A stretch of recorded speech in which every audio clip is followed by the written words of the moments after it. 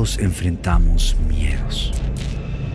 Existen miedos comunes, pero hay otro tipo de miedos silenciosos, desapercibidos, escondidos.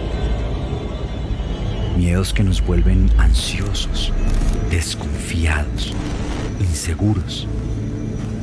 Miedos de los cuales pocas veces hablamos y llegan a afectar la forma en la que vemos el pasado, el presente y el futuro.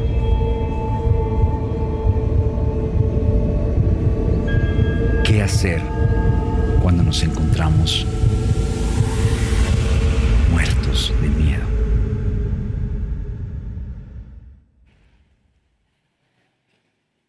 Muertos de miedo. ¿Qué les pareció el video? No lo vean a medianoche antes de dormir. Muertos de miedo. Todos enfrentamos miedos en la vida. ¿Por qué hemos pensado en esta serie? Porque creo que el miedo, hay miedos en la vida, de pronto hay miedos muy comunes de pronto, el que tiene miedo a las alturas o el que tiene miedo a la oscuridad, el que le tiene miedo a ciertos animales. Yo conozco gente que le tiene no solamente miedo a los perros, a los gatos, sino a las palomas, etcétera. Pero hay otros miedos también, ¿sí? Miedo a la soledad, miedo al fracaso, miedo a enfrentar algunas pérdidas en la vida. Miedos al recordar algunos errores del pasado. Y todos tenemos un pasado también que contar. Ninguno de nosotros es una tabla rasa. Cada uno viene con una historia que contar. Y todos podemos tener historias gratas y también historias ingratas para contar. Pero a veces hay un pasado que nos persigue y vivimos pensando en ese pasado. Algunos dirán, no, yo en mi pasado yo no tengo nada malo en mi pasado. Mire, cuando uno ve en la Biblia personajes interesantes, uno ve historias difíciles en su pasado. Escúcheme, aún en la vida de Jesús, cuando uno ve en la genealogía de Jesús, hay historias duras en el pasado de Jesús. Por ejemplo, recuerden el caso de Rahab, la ramera que aparece. ¿Quién le contaría a su hijo? Yo no imagino que José le dijo, mi hijito Jesús, mira, en los ancestros había una ramera. O un caso de abuso como el de Tamar, ¿sí? O decirle, mi hijito, en tus ancestros hubo un tipo muy poderoso que cometió adulterio y mandó a matar al esposo. ¿Se acuerdan de David? Todos tenemos historias que contar. Lo que queremos pensar en esta serie es que hay ciertos temores que se presentan en la vida, tanto en el pasado, en el presente y el futuro. Por eso hoy queremos hablar de el pasado. Y quiero que vean esta frase aquí en pantalla. Miren, tu pasado se convierte en un problema cuando crea temor para tu futuro. Limita tu potencial y se interpone en el camino de una relación más profunda con Dios, cuando el pasado nos persigue. Y en la Confra nos encanta hablar de estos temas, pero queremos responder a estas preguntas a la luz de la palabra de Dios. ¿Qué dice Jesús? ¿Qué dice la Escritura? ¿Qué dice Dios en su palabra? Por eso que aunque abordamos temas, queremos responder de manera expositiva, hablando de textos de la palabra. ¿Qué dice Dios en su palabra frente a esos temores que embargan el corazón humano y que paralizan la vida? De pronto alguien dice, yo no tengo temor a nada. Miren, ahí los que estudian el tema del miedo y el temor dicen, si una persona dice que no le tiene temor a nada, tiene un serio problema. No lo digo yo, lo dicen los estudiosos del tema. Pero quiero que pensemos en esto. ¿Cómo resolver mis problemas del pasado? ¿Cómo los puedo resolver? Quiero que pensemos en eso y vamos, antes de contarles el texto de la palabra de Dios, del cual vamos a buscar respuesta a esta pregunta, quiero contarles una historia, ¿sí? De pronto ustedes la van a recordar. Hay un hombre, ¿sí? Una historia que aparece en la Biblia. Un hombre esclavo que huye. Imagínense usted esclavo. El tipo huye, ¿sí? De su amo. Muy probablemente le robó y huye y escapa el tipo, buscando mejor vida. Y el tipo se encuentra con el apóstol Pablo en la cárcel. El tipo conoce a Jesucristo, su vida cambia y Pablo le dice, tienes que regresar con tu amo.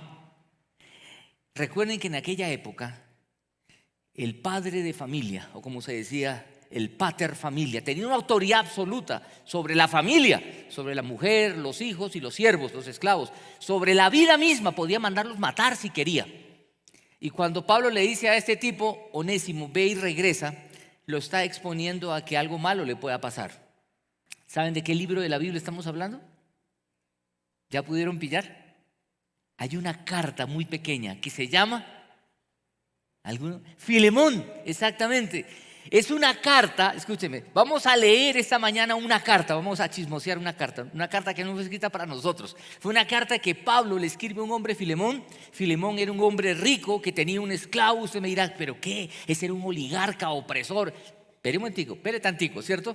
Este oligarca opresor, entre comillas, así llamado Filemón, tenía un esclavo y el esclavo se escapó. Y algunos dicen, uy, si se escapó fue por algo. De pronto el tipo era un cruel despiadado con ese siervo. Y probablemente hasta le robó, como vamos a ver en un momento. Y llega a encontrarse con Pablo, que Pablo estaba preso. Y Pablo le dice, bueno, mijito, usted ahora que conoce a Jesús, se devuelve con su amo. Yo me imagino a Onésimo diciéndole, no, Pablo, ¿tú qué me vas a mandar allá? El tipo me puede matar si quiere y la ley lo ampara. Porque el padre de familia, el pater familia, tenía una autoridad absoluta. La casa era una unidad no solamente social, sino económica en aquella época. Y lo devuelve, y lo que hace Pablo es escribir una carta de recomendación. Y le dice, Filemón, aquí te mando de vuelta a Onésimo, el que se fugó. Por favor, aquí va con una carta de recomendación. Uno dice, ve, y lo devuelve. Pero quiero que pensemos en este hombre Onésimo. Acá aparecen tres personajes. Pablo, el que intercede, el fugitivo, esclavo, Onésimo, y este hombre rico, Filemón. Tres personajes. Pero quiero que pensemos en esto. Cada uno tenía un pasado. Cada uno tenía un pasado. Pablo tenía un pasado. Y un pasado, escúchame bien, un pasado que de pronto algunos dirían, no, qué buen pasado, instruido a los pies de un hombre llamado Gamaliel, fariseo de fariseos. Eso era algo que le daba estatus a alguien en aquella época. Pablo tenía un pasado del cual podía, como decimos coloquialmente, chicanear, ¿cierto? ¿Y sabe que eso también se convierte en un problema? La gente que tiene un pasado como que solamente habla de grandezas, y eso infla tanto el pecho que la gente no puede enfrentar su verdadera realidad. Aunque quiero decirle que en cada familia siempre hay historias duras que contar, que muchas veces tratamos de tapar. No queremos que los demás sepan esas historias. Pero Pablo tenía un pasado. Pablo participó en la muerte, en la persecución de varios creyentes, al punto que Jesús se le tiene que aparecer y decirle, Pablo, ¿por qué me persigues? Si pensamos en Filemón, la Biblia no lo dice, pero muy probablemente Filemón también tenía una historia que contar. Y Onésimo, escúcheme, Onésimo tenía la historia que contar, que es un esclavo. Y quiero que veamos esta carta, vamos a leer esta carta, pero con esta pregunta, ¿cómo podemos resolver? ¿Cómo podemos resolver el pasado? Mira lo que dice la carta, vamos a empezar a leer. Ojo aquí, esto es palabra de Dios, por favor. Vea lo que dice. Esta carta no tiene elementos doctrinales, mandatos, no. Esta es una carta de recomendación, pero está llena del mensaje, de la buena noticia de Jesús. Dice Pablo, prisionero de Cristo Jesús. Pablo estaba preso. Y preso por predicar el evangelio, no por ladrón, no por sinvergüenza. Dice, y el hermano Timoteo, su discípulo amado, a ti, querido Filemón. Este es el hombre del que estamos hablando, el hombre rico que tenía muchos siervos. Compañero de trabajo. Miren cómo describe así a Filemón. Dice que Filemón es un compañero de trabajo. A la hermana Apía, a Arquipo. Vea que acá hay nombres simpáticos si está pensando en nombre para sus hijos o nietos, ¿sí? Nuestro compañero de lucha. ¿Y a qué? A la iglesia que se reúne en tu casa. En la casa había una iglesia. Mire qué interesante.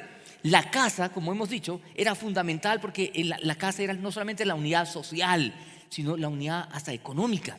La casa era muy importante porque estaba el pater familia, el padre de familia, la esposa, sus hijos, sus siervos, la familia de los siervos. Una casa podía tener 50, 60, 70 personas, 100 personas, y se juntaba con la casa del vecino. Miren, por eso el evangelio llega a la casa.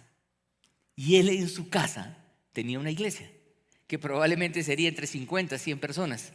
Pero qué importante era hablar de la casa. Miren, Continúa el texto, vamos a seguir leyendo la carta. Dice que Dios nuestro Padre y el Señor Jesucristo les concedan gracia y paz. Dos palabras preciosas para pensar. Siempre doy gracias a mi Dios al recordarte en mis oraciones. Le está hablando Pablo a Filemón.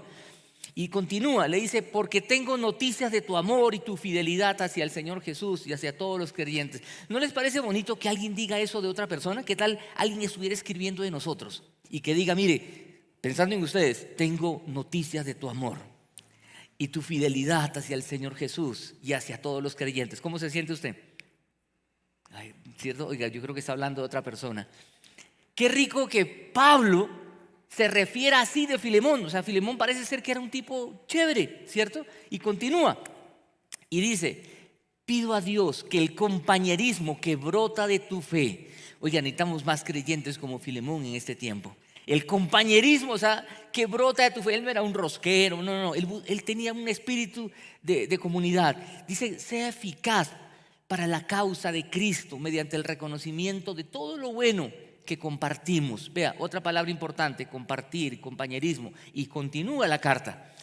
Hermano, le dice, tu amor me ha alegrado y animado mucho, porque has reconfortado el corazón ¿de quién? Cuando la Biblia habla de los santos, está hablando de las personas que son santos en Cristo Jesús. Se refiere a cualquier persona que ha recibido a Jesús, porque pese a que somos pecadores, Dios no ve como santos. Santo significa apartado, separado. Le está diciendo, has reconfortado el corazón de todos los creyentes. Miren otra vez el calibre de vida de Filemón. Y le dice, por eso viene. Aunque en Cristo tengo la franqueza suficiente para ordenarte lo que debes hacer, prefiero rogártelo en nombre del amor. Yo, Pablo, ya anciano, algunos creen que Pablo tenía 80 años, otros dicen que era todavía de 70 y pico, y ahora, además, prisionero de Cristo Jesús. Y comienza Pablo ahora a pedirle a Filemón que haga algo por este esclavo. Pero la pregunta es, ¿cómo resolver el problema del pasado? Miren, algo importante aquí, cuando en la época del Imperio Romano un esclavo llegaba a ser libre, piensen en esto, muchos historiadores hablan de esto, dicen, llegaba a ser libre, siempre vivía con el estigma de ser un esclavo. ¿No les parece triste y terrible? Él iba a vivir con ese pasado que lo perseguía, esclavo. Por eso muchos esclavos que tenían buenos amos preferían quedarse allí, porque sabían que ahí tenían mejor vida que siendo un liberto. Y no buscaban la manumisión, no buscaban la libertad, simplemente buscaban mejor vida. Por eso, ¿qué hacer? ¿Cómo resolver los problemas del pasado? Quiero que veamos aquí en pantalla algo. Lo primero creo que hay que hacer es identifica, reconoce y decide cuál es el pasado que me persigue. En el caso de Onésimo, su esclavitud, su condición social. Yo no sé cuál sea en nosotros.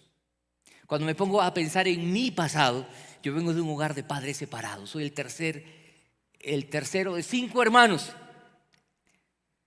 Mis padres divorciados. Y muchos que estudian el tema de familia hablan de cómo los patrones familiares se repiten. Y dicen que los hijos de hogares separados tienden a divorciarse. Y también lo mismo con el alcoholismo y el suicidio. Y uno puede ver que el abuelo se suicidó, el padre y luego el hijo. Mire, mi abuelo era alcohólico. Mi padre también lo fue. Yo debería serlo. Es la tendencia. Pero ¿qué pasa? Ahí es cuando quiero decir, puede haber un pasado que nos persiga. Les dije, mis padres se separaron. Tengo 5 hermanos. El único casado es quien habla.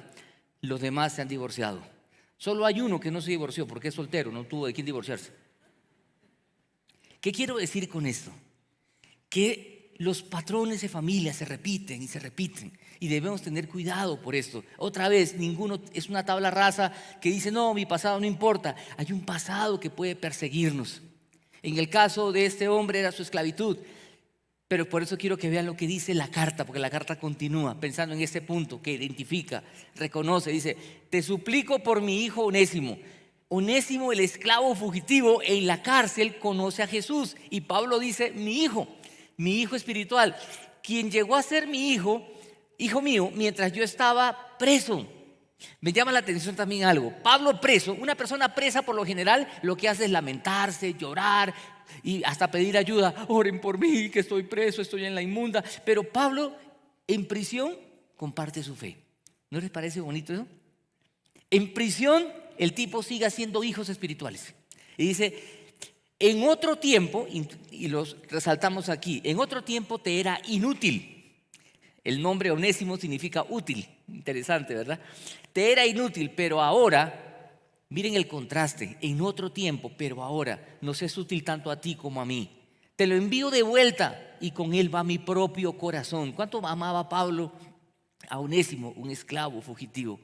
Y continúa pensando en esto, pero quiero que pensemos aquí, primero en esto. Miren, uno tiene que identificar el problema. Yo creo que Onésimo habrá discutido con Pablo inclusive. Pablo, ¿tú estás seguro que debo regresar? Y Pablo diciéndole, sí, Onésimo, tienes que dar la cara. Todos cometemos errores en momentos. Es probable que Onésimo inclusive haya robado. Vamos a verlo en un momento aquí, cómo al parecer eso sucedió, porque estos esclavos huían y robaban inclusive. Pero Pablo envía de vuelta y recomienda a Onésimo y le dice, mire, Filemón, acepta a este tipo, porque este tipo ya no es el mismo de antes. Antes te era inútil, ahora nos es útil a ambos. Creo que para enfrentar nuestros miedos, el que sea, lo que tenemos que hacer es identificarlos. Miren, y pensando en lo que les estaba contando de mi abuelo, mi padre, llegó una época en mi vida de joven que yo dije, yo no quiero saber nada del alcohol. Nada, porque yo vi cómo el alcohol acabó con mi abuelo y con la vida de mi padre. Durante mi época universitaria, cuando muchos universitarios se inician en el alcohol, donde muchas personas inclusive llegan a ser alcohólicas en la época universitaria, fue la época que yo no quería saber nada del alcohol. Nada, absolutamente nada. Después de los 40 años, yo le doy gracias a Dios que estando en un grupo de pastores, imagínense eso, ¿sí? Me reconcilié con el alcohol. ¿Qué tal? ¿Cómo suena eso? Usted dirá, uy, ¿cómo así? Sí, porque mire, el alcohol no es malo, malo es el hombre. Un poco de vino puede ser saludable, digestivo, un poco de cerveza puede ser diurética, un poco. No quiero que salga de aquí y diga, el pastor dijo que es bueno, ¿cierto? No estamos hablando. El problema otra vez no son las cosas, el problema es el ser humano. Estamos en una época de política y la política es cochina. La política no es cochina. La política, en pocas palabras, como se ha dicho, es el arte de gobernar. El cochino es el político, el que lo hace. El problema es el hombre, no las cosas. Yo no quería saber nada del alcohol. Cuando de pronto un grupo de pastores estudiando la Biblia, alguien dijo, abrimos un vinito, y algunos ponen cara de, ¿cómo? Y yo dije, hijuelitas, estos manes toman vino. Entonces yo dije, bueno, un poquito. Luego comencé a pensar, las cosas no son malas en sí. Malo es el hombre. Y yo tenía como mi raye con ese tema. Hablando con mi esposa y todo este tema, hoy mercamos un poco de vino, a veces un poco de cerveza, y va la gente a la casa y dice, el pastor tiene su cava. Sí, pero no me emborracho. Vuelvo y les digo, no con eso estoy abogando, y los que nos ven allá en la transmisión dirán, uy, abre el vino, mijita. No estamos hablando de esas borracheras. La Biblia no habla de esto, no. Las cosas son buenas otra vez. La familia, el sexo, la comida, las cosas son buenas. El hombre la coge y la deteriora y lo echa a perder. Dios creó las cosas buenas en gran manera.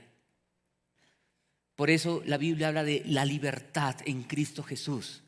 Y hay personas que no toman ni una gota, no bailan porque bailar es pecado, ni toman ni bailan, pero viven llenos de amarguras, de rencores y de una historia de su pasado que los persigue y viven vidas amargadas. Por eso lo que queremos pensar en esto de muertos de miedo es cómo el pasado nos puede perseguir y puede arruinar nuestro presente y nuestro futuro, y de eso hablaremos más adelante.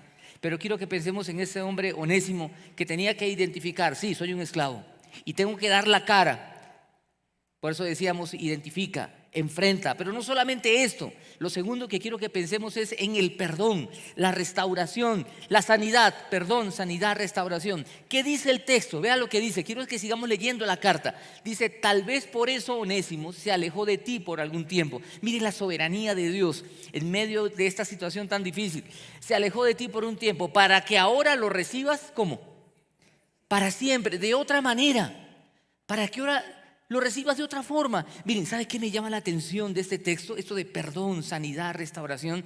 Porque algunos dirán, ya han visto ese texto como, qué barbaridad. El cristianismo y Pablo abogando por esa estructura social opresora de gente rica como Filemón, oprimiendo al pobre Onésimo. Pensando en este tiempo de política y de oprimidos y opresores, quiero que pensemos en algo. Pablo hace algo que es supremamente interesante. Él, escúcheme bien por favor, él no arma una revolución, ¿cierto? Vamos a la calle a protestar para que Onésimo sea libre, como lo harían muchos hoy en este tiempo. ¿Saben cuál es nuestra propuesta en este tiempo de política, en este tiempo de opresión, de oprimidos y opresores? Es lo que Pablo hace aquí. ¿Sabe qué hace el Evangelio? Pablo, al predicar el Evangelio y al ganar para Cristo personas como Filemón, ¿sí? Dirían hoy un rico oligarca, y personas como Onésimo, un oprimido, pobre y humilde, ¿cierto? ¿Qué está haciendo Pablo? Mire, está alcanzando a esta gente para Jesús y está alcanzando a esta gente para Jesús. Pablo, el Evangelio, escúcheme bien, está socavando los principios de una estructura social totalmente ajena a lo que Dios quiere. Y el Evangelio comienza a transformar la vida. ¿Y qué hace Pablo? Usted lo puede ver en las cartas, en Colosenses, en Efesios. Pablo saca lo que llamarían en aquella época los códigos domésticos. Los códigos domésticos en aquella época decía, en pocas palabras, el padre de familia es absoluto y hace lo que quiere. Y si quiere matar a Onésimo, pues lo mata. Y si quiere matar a los hijos también y a la mujer también. Pablo dice, el hombre ame a su esposa. El hijo obedezca al padre y el padre no provoque a ira a su hijo. Y al esclavo, al siervo, le dice, sirve a tu amo, no al ojo, sino como para el Señor. Y al amo le dice, trata con justicia y rectitud a esta persona, a tu siervo, entendiendo que tú tienes un amo en el cielo. Y vean cómo el Evangelio comienza a transformar de adentro hacia afuera una estructura social totalmente contraria a la voluntad de Dios. Si queremos que Colombia cambie, si queremos que haya transformación de verdad, tenemos que parar de vivir con un pasado que nos persigue, porque lo que vivimos en Colombia es una historia de venganzas y una historia de dolores por todo lo que diferentes personas han vivido o hemos vivido. Lo que quiero decirles es que la propuesta del Evangelio es mucho más poderosa y revolucionaria. Si queremos una sociedad distinta, es cuando necesitamos que cada colombiano, que cada persona pueda vivir el Evangelio en su lugar de trabajo, en la universidad, en el colegio. Y esa lucha de clases que había en aquella época, había clases sociales, los patricios, el plebeyo, el esclavo, ¿cierto? Y había una distinción, y el que era esclavo, esclavo iba a ser siempre. Hoy también hay muchas diferencias igual, ¿cierto? Hasta los universitarios, ¿cierto? El que vino a una universidad privada, yo soy andino, yo soy javeriano, como el pobre tipo aquí de la distrital, yo soy de la nacional. O sea, vivimos en una sociedad que te valora de acuerdo al barrio en el que vives. ¿En qué barrio vives? ¿En dónde vives? Y si dices un barrio todo, uy, ¿dónde queda eso? ¿Cierto? ¿Se han dado cuenta? ¿Se han dado cuenta lo triste cuando uno se encuentra con otro colombiano en el extranjero? Ay, hola, ¿cómo estás? Sí, sí. Se encuentran de pronto en Nueva York. Sí, sí. ¿Cómo? ¿Y tú vives colombiana? Ay, colombiana. ¿Y tú dónde vives? Ya por ahí para sacar de, ¿sí? Si me voy a codear con la chusma o si con la alta alcurnia. Miren, lo mismo pasaba en aquella época. Pero Pablo está alcanzando a Filemón con el Evangelio. Y está alcanzando a Onésimo con el Evangelio. Y luego les dice, ustedes son hermanos. Y le dice a Filemón, le dice a Onésimo primero, regresa con Filemón. Y lo que está buscando es que Onésimo identifique su pasado, lo enfrente. Y está buscando luego perdón, sanidad, restauración. Y está buscando, ¿qué más? Mire, quiero que sigamos. Lo tercero que quiero mencionar es comunidad. Pablo está hablando de una comunidad, no somos llaneros solitarios. Vea lo que dice el texto. Quiero que sigamos leyendo la carta. Dice, tal vez Onésimo se alejó de ti por algún tiempo, como lo hemos leído ahorita, para que ahora lo recibas para siempre. Pero continúa. Ya no como qué. Ya no como esclavo. Está rompiendo algo tan tenaz en ese tiempo. Hubiera sido un desastre si Pablo hubiera organizado una revuelta y vamos a luchar contra ese imperio opresor y acabar con eso, esclavitud y amos. Hubiera traído mayor pobreza, mayor dolor, mayor sufrimiento, hubiera traído mucha sangre. Pablo está otra vez, repito, socavando las bases de una estructura social que no es lo que Dios quiere, pero con el evangelio. Y le está diciendo ya no como esclavo, sino como algo mejor. ¿Como qué? Como un hermano querido. Mire, yo me imagino la gente leyendo esto, muy hermano querido, muy especial para mí. Miren cómo Pablo pone el pellejo por él, dice, pero mucho más para ti como persona y como hermano en el Señor. Y continúa, miren el siguiente, de modo que si me tienes por compañero, ¿qué dice aquí? Recíbelo. En pocas palabras, no lo vayas a matar, no lo vayas a azotar, recíbelo como a mí mismo. Vea cómo Pablo pone la cara y uno dice, oiga, Pablo haciendo eso por un esclavo fugitivo, porque es que Onésimo había cambiado, había vivido el perdón, la sanidad, la restauración. Y vea lo que dice, si te ha perjudicado o te debe algo. Muchos dicen, parece ser que Onésimo sí tumbó a Filemón. ¿Y qué dice Pablo? Cárgalo a mi cuenta. ¿Usted ha escuchado esa frase que yo no pongo la mano al fuego por nadie? Yo he escuchado a gente decir, mira, ni por mi mujer ni mis hijos. Pablo está poniendo la mano al fuego por Onésimo y le dice, y quiero que continúe, mire, el siguiente dice, yo Pablo lo escribo de mi puño y letra, te lo pagaré, por no decirte que tú mismo me debes lo que eres. ¿Qué está haciendo Pablo aquí? Está hablando de que somos una familia. Miren, la estructura, Pablo no está defendiendo ese status quo, no, Pablo está socavando otra vez esa estructura con una nueva cosmovisión. Somos familia, somos comunidad. Y va a decir, ya no hay esclavo ni libre, ya no hay judío ni gentil, no, somos uno en Cristo Jesús. Qué bueno poder pensar en esto, cómo el evangelio transforma la vida. Aquí estamos viendo una carta, otra vez no es una carta doctrinal llena de enseñanzas, es una carta de recomendación que lo que nos está mostrando es lo que es en la realidad la vida práctica. Necesitamos creyentes, necesitamos nosotros ser de influencia en el lugar que Dios nos ha puesto para que podamos vivir en justicia, en equidad, en rectitud, en todo lo que hacemos, sin hacer diferencias, sin elitismos, sino amando a la gente y buscando el bien del otro.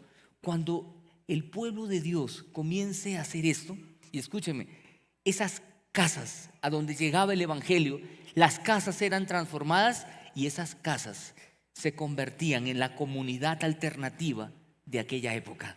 Hoy necesitamos que esta casa, que esta familia se convierta en esa comunidad alternativa en el lugar en el que estamos. Si queremos un cambio, el cambio debe venir de adentro hacia afuera. Y es así como vamos a tener una comunidad diferente. Onésimo, con ese pasado que le perseguía, y probablemente algunos también a Filemón dirían, ese opresor. No, lo que vemos era que Filemón era un buen amo. Por eso Pablo dice a esos amos, traten a su gente con rectitud y con amor. Miren, pensando en aplicaciones para esto, hay un profesor en el Seminario Bíblico de Colombia, Theo Donner. Este teólogo dice algo y diferencia lo legítimo de lo legal. Escúchenme, él dice hay cosas que son legales pero no son legítimas, hablando que lo legítimo es algo que va más allá de lo legal. Y él ponía un ejemplo, decía, el gobierno puede decretar un salario mínimo, eso es lo legal, pero si usted como patrón puede pagar más, ¿por qué no lo hace? Sí puede, obviamente, no estamos hablando que no. Por eso que la gracia va más allá de la ley. Cuando la ley dice no adulteres, la gracia dice si miras a una mujer y la codicias en tu corazón, ya adulteraste. Vamos más allá. Pablo está yendo más allá. ¿Sabe lo que decía la ley? Había que matar a Onésimo por esclavo fugitivo y ladrón. Yo me imagino cuando Filemón lo recibe como un hermano en la iglesia que está en su casa. Venga, este hermano en la fe. ¿Usted qué se imagina que los otros habrán dicho de Filemón? No, este tipo sí, mucho burro. El tipo lo tumba y se aparece y lo recibe con abrazos. ¿No les parece terrible? ¿Cómo los demás habrán hablado mal de Filemón? ¿No les parece, no les llama la atención una historia parecida? Este tipo me roba, se va, cuando vuelve lo recibo con abrazos. Algo parecido Jesús narra. ¿Se acuerdan la parábola del hijo pródigo?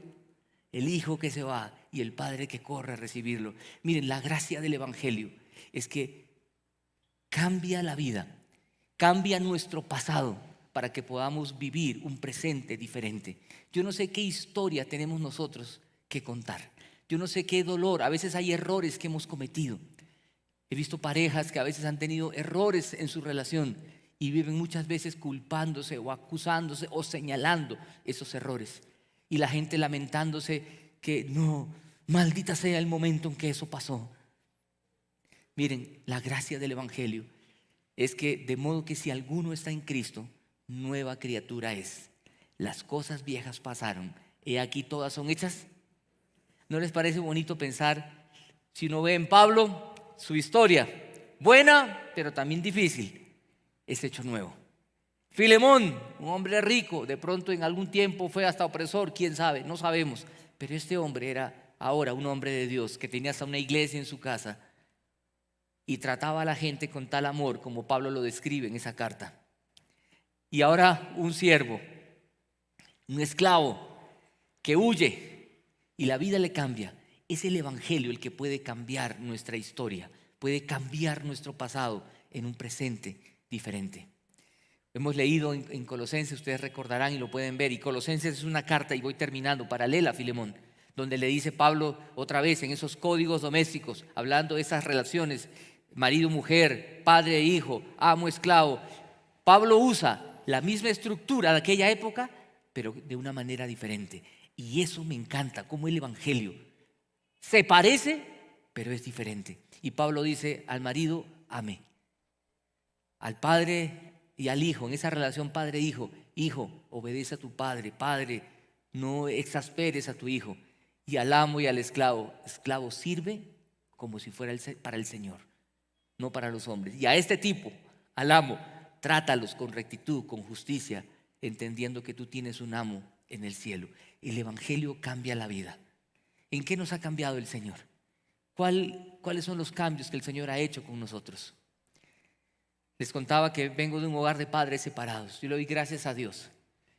Cuando nos casamos con Rosita, esa primera noche oramos y decíamos, tú vienes de un hogar de padres separados. Ella también, yo también. Nos tomamos de la mano y oramos, Señor, queremos construir una nueva historia. Queremos dejarle a nuestros hijos una nueva herencia familiar y espiritual. Y nos tomamos de la mano, comenzamos a orar, después de orar nos abrazamos, no puedo seguir contando. Pero han pasado ya 27 años por la gracia de Dios. Y oro para que sigan pasando los años. Porque he conocido gente que después de 30, 40 años de matrimonio se divorcia. ¿No han conocido gente así? Sí, 40 años de casado y se quiere divorciar, ¿ya para qué? No, que quiero rehacer mi vida. Ya a estas alturas, sí, todavía estoy joven, tengo 80 años. Bueno, tranquilo. Tranquilo. Miren, qué precioso. Yo no quiero ponerme aquí como ejemplo, no. El matrimonio es duro, es difícil. Rosita pega duro. No, mentira, esa es broma. No, es solo broma. Yo prefiero que se rían a que se duerman, ¿sí? Pero lo que quiero decirle, el matrimonio es difícil, pero es hermoso. La vida es hermosa, pero también es difícil. Pero el pasado que vivamos, el Señor lo restaura. Así como cambió la vida de Pablo, de Filemón y de Onésimo, de quien estamos hablando tanto. El protagonista más importante de esta carta es Jesús y su buena noticia que transforma la vida y quiere seguir transformando nuestra vida. La vida de quienes nos escuchan también por la transmisión, y decirles otra vez, vamos a tener una sociedad diferente cuando tengamos ciudadanos diferentes que sean fruto del impacto del evangelio en la vida. Si algo necesitamos en este tiempo es una revolución, sí, pero una revolución del evangelio, sacudiendo la vida para usarnos donde Dios nos ha puesto, para que más personas puedan decir, tuve un pasado duro, pero en Cristo soy una persona nueva. ¿Quiere escuchar eso en Colombia? Esas son las historias que queremos seguir escuchando, seguir viendo. Por eso nos encanta cuando hay bautismo. Por eso nos encanta hacer campamentos de jóvenes, de niños, para que desde niños puedan vivir el impacto del evangelio en la vida. Esa es la revolución que necesitamos. Por eso si algún cambio, miren, me da vergüenza en las redes sociales, la gente se dice de todo, qué desgracia. Si algo necesitamos, y cristianos peleando también en las redes sociales, es que realmente nosotros vivamos como Dios quiere que vivamos en el lugar en el que Dios nos ha puesto. Acompáñenme a orar, vamos a orar. Señor, todos tenemos historias que contar. Todos tenemos temores con los cuales nos enfrentamos. Todos tenemos un pasado bueno y difícil también. Señor, venimos ante ti esta mañana y te pedimos que así como tú cambiaste la vida de Pablo, así como tú cambiaste la vida de Filemón, así como tú cambiaste la vida de Onésimo, Señor, personas tan distintas, un hombre religioso como Pablo, un hombre que conocía la escritura de aquel entonces, que tenía mucho de pronto de qué ufanarse, tú cambiaste la vida de este hombre. Cambiaste la vida de un hombre gentil, despreciado de pronto por su raza, pero de pronto apreciado por su posición social, por sus riquezas como Filemón. Transformaste la vida de este hombre. Y al pensar en Onésimo, un hombre que socialmente era visto como poca cosa, Señor, tú le diste un valor en Cristo Jesús. Y gracias porque tú haces de todos ellos, tú hiciste de todos ellos una familia, como hoy nos haces a nosotros, aquí reunidos, jóvenes, adultos mayores, hombres, mujeres, personas con diferente profesión, ocupación u oficio. Señor, somos hijos tuyos y queremos que más personas puedan vivir la experiencia del evangelio en la vida. Señor, todos oramos por Colombia en un tiempo como este difícil de elecciones. Señor, queremos ante ti poner el país, rogar por Colombia y también asumir el compromiso de vivir como tú quieres que vivamos en esta tierra. Señor, bajo un nuevo estándar de valores, de justicia, de amor, de misericordia, de equidad, cosas tan ajenas al corazón humano, porque somos egoístas, somos envidiosos por naturaleza. Señor, queremos vivir como tú quieres que vivamos. Perdónanos, Señor, cuando todavía aflora en nuestro corazón ese espíritu de superioridad por una u otra cosa, o a veces también hasta de inferioridad, Señor, en una falsa humildad. Señor, perdónanos. Queremos vivir el evangelio en la casa, en el matrimonio, con los hijos, con los compañeros de trabajo, con los vecinos del barrio, con la familia extendida, entre hermanos y por supuesto aquí en la iglesia, Señor. Padre, toca nuestra vida y sigue trabajando con nosotros. No queremos que el pasado nos persiga, sino queremos vivir una restauración plena y total. Te lo pedimos, Señor, en el nombre de Jesús. Amén y amén.